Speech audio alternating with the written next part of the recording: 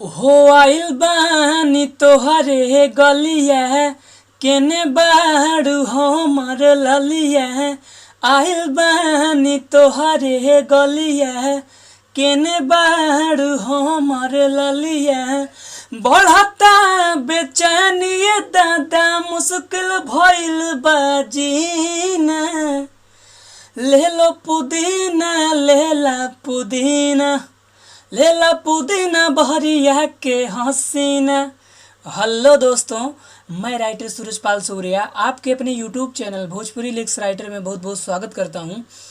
दोस्तों, आज का वीडियो बहुत ही इंटरेस्टिंग होने वाला है, चूँकि ये गाना पवन सिंह जी के गाने पुदीना या हसीना पे मैं बोल बम का डुएट मैटर लेके आया हूँ। तो वीडियो को फटाफट लाइक कर दीजिए।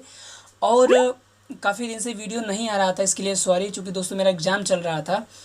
तो लेट ना करते हुए आइए हम वीडियो की तरफ चलते हैं। लेकिन इससे पहले जो भी भाई हमारे चैनल पे नए हैं वो फटाफट हमारे वीडियो को लाइक कर दें, और जो चैनल पे नए हैं वो फटाफट हमारे चैनल को सब्सक्राइब कर दें, जिससे उनको ऐसे ही मैटर सबसे पहले प्राप्त हो सके और स्टूडियो में जाके सबसे पहले गाना रिकॉर्ड करवा सकें। तो आइए दोस्तों हम गाने की तरफ चलते हैं। मुखड़ा है।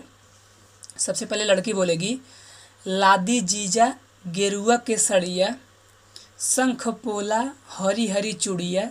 ये दोनों लाइन 2 बार रहेगा। इसके बाद जा ताटे देवघर सगरो, चढ़ता गांजा चीलम, ए बम कहाँ जा तड़ा। तो अगला बोलेगा बोल बम। फिर उसके बाद संगे ले चला जीजा गांजा हम मलम, ले नहीं चलबा ता जबरी हो चलम। ठीक, तो ये आपका मुखड़ा है। तो दाइए दोस्तों हम इसका डमी सुनाते हैं, स्पष्ट हो जाएगा। मुखड़ा है। सबसे पहले लड़की बोलेगी, होला दीजी जगेरुआ के सड़िया, शंख पोला हरी हरी चूड़िया। लादी जी जगेरुआ के सड़िया, शंख पोला हरी हरी चूड़िया।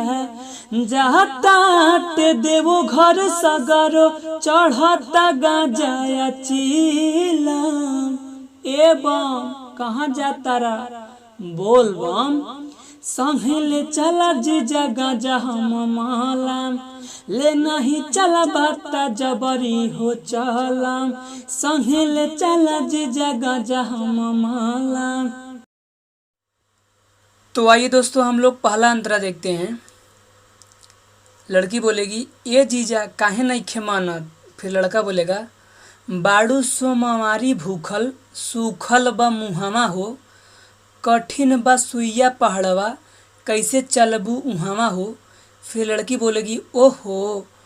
फिर लड़की बोलेगी, मान जाना जीजा हमर रहे हो पलनवा, सवनवा में जाइब देव घरवा हो, सरधा पुरादा जीजा यहीं खाती आइल बानी, हमहू त दीदिया के घरवा हूँ। ठीक, फिर लड़का बोलेगा ओके।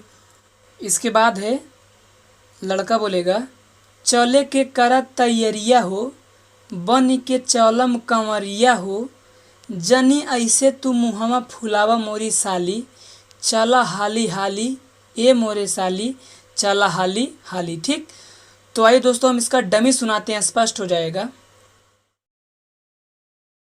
पहला अंतरा है।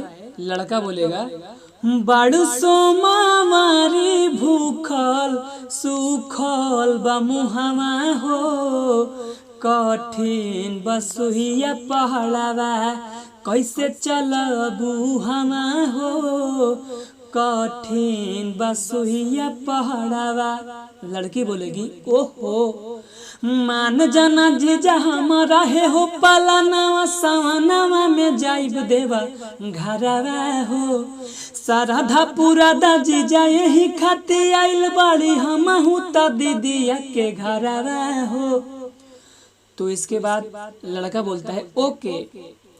चल के कर तैयारिया हो, बन के चलब कंवरिया हो, जनी ऐसे तुम हमा फुलावा मोरी साली, चला हाली हाली ए मोरे साली, चला हाली हाली ए मोरे साली, चला हाली हाली।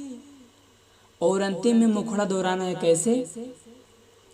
होला दीजी जगेरुआ के सड़िया, शंख पोला हरी हरी चूड़िया जाता ते देवो घर सगरो चढ़ता गांजा चीलम।